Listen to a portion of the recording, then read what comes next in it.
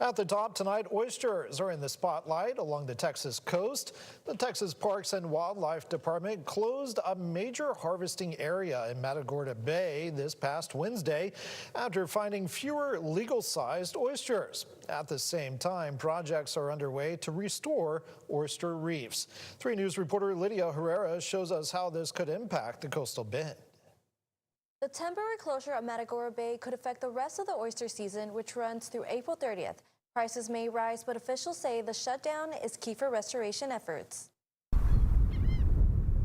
Restoration is extremely important because we know that habitat loss in the coastal environment is drastic over the last, couple of decades. But even Dr. Jennifer Polak, who leads coastal conservation and restoration at the Harte Research Institute at the Island University, says there's never been a more important time to prioritize these projects. But even over the last century, and restoration is just one way that we can try to put back in the water what's been lost. According to the Coastal Resilience, 50% of the reefs in the Gulf are gone, but this area is still considered the best chance of a large-scale restoration.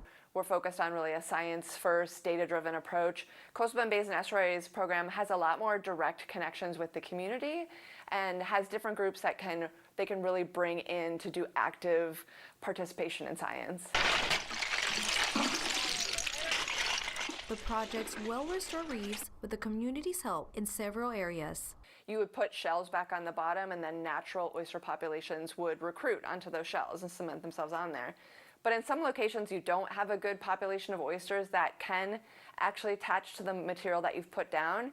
And so the question is, can we use hatchery-raised, small seed oysters or larvae to jumpstart restoration? Texas Park and Wildlife closed part of the Matagorda Bay to oyster harvesting after a routine inspection. At the beginning of this season, TX13 was above the opening threshold, so we opened TX13, and it's remained open until this week when we went out last week, and the sample showed that it was below the closure threshold. So that indicates to us that we need to shut that area down in order to preserve the oysters that remain. Polak says there's no project in Matagorda Bay right now, but it could be considered in the future. We have partnered with the Nature Conservancy on a really large restoration project, Half Moon Reef in Matagorda Bay in the past. And I know that there's a lot of interest in continuing to restore within Matagorda Bay.